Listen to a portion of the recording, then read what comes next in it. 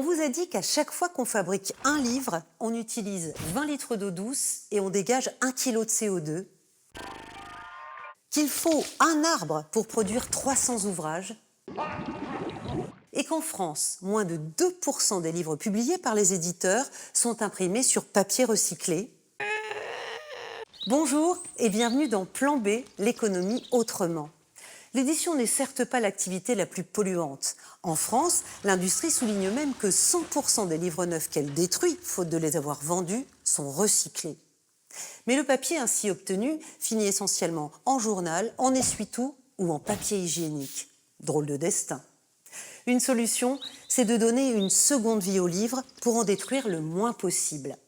Recyclivre, une entreprise française, est en train de bouleverser le marché de l'occasion. Ils sont des milliards à attendre sur nos étagères.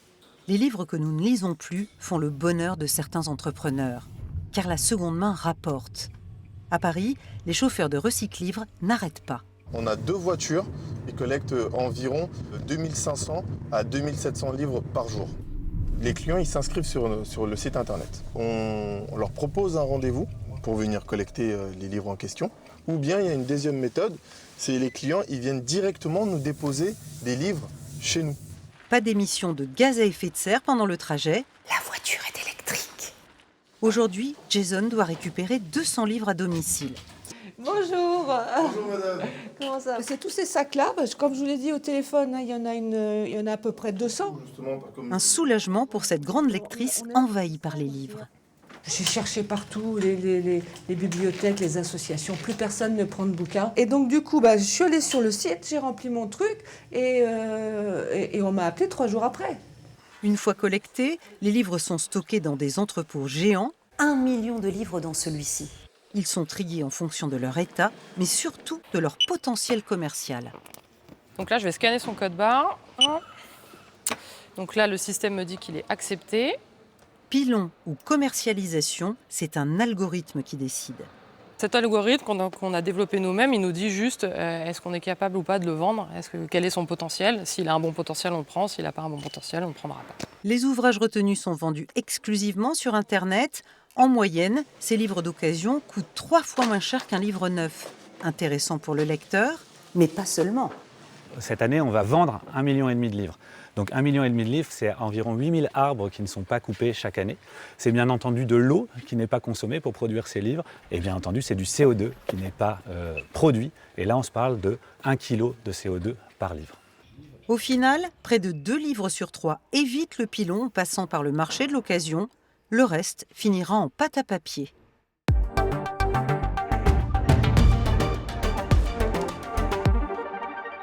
Auteurs et éditeurs touchent-ils de l'argent sur les livres d'occasion? Alors c'est une grosse problématique. Vous revendez un vêtement, je ne sais pas quelle marque a produit ce vêtement, mais ils ne retoucheront plus rien dessus quand vous vendez via Le Bon Coin ou via Vinted par exemple. C'est pareil pour un livre. C'est-à-dire que la personne qui a eu l'idée du scénario que ce livre porte ne sera plus rémunérée. Mais d'une certaine façon, comme la maison d'édition, comme l'imprimerie et comme tous les acteurs et actrices de la chaîne du livre. Ça choque déjà beaucoup les gens de savoir qu'un auteur ou une autrice va toucher que quelques centimes sur un livre de 10 ou de 20 euros. Du coup, la question c'est comment je réussis à remettre l'occasion dans une chaîne économique du livre qui irait à tout le monde. Réussir aujourd'hui à recréer de la valeur économique avec un livre d'occasion en rémunérant les personnes au départ qui ont eu l'idée, ça voudrait dire intégrer en fait.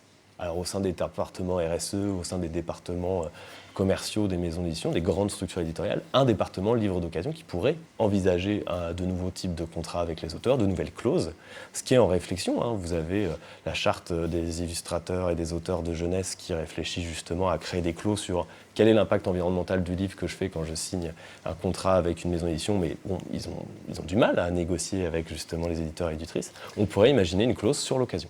Et pour les livres d'occasion trop abîmés ou obsolètes, il reste encore une solution. Le recyclage. Car les livres sont comme les chats. Ils ont plusieurs vies. En théorie, le papier graphique peut être recyclé entre 5 et 7 fois. En pratique, c'est un peu plus compliqué. Comme les félins, beaucoup de livres déjà lus vivent à l'état sauvage, tapis dans nos étagères ou discrètement abandonnés. Tous ne sont pas recyclés. Une fois recueillis, seule une minorité se réincarne en livre. 2% à peine des impressions en France. Tout dépend de leur pédigré. Quelle colle, quelles encres, quels vernis ont été utilisés lors de leur conception. Si l'extraction de ces éléments est facile, le papier récupéré est éclairci chimiquement. Il redevient pâte blanche et reprend sa forme de livre, le nirvana. Quand ce n'est pas possible ou trop coûteux, nos anciens ouvrages ont un cycle de vie moins noble. L'immense majorité se réincarne en papier journal, en essuie-tout ou en papier hygiénique. Avant de se quitter, petite fiche pratique pour prolonger au maximum la vie de vos livres. S'ils sont vraiment très abîmés, facilitez leur recyclage. Séparez la couverture, quand elle est rigide ou plastifiée, des pages proprement dites. Jetez les deux éléments séparément si votre commune fait le tri des déchets. S'ils sont encore en bon état, vous pouvez revendre vos livres via des plateformes numériques comme Recyclivre ou MyFairbook. Les donner, bien sûr, à des associations, des bibliothèques, des écoles ou des ONG, ou tout simplement les prêter pour qu'ils circulent autour de vous. Ciao, ciao!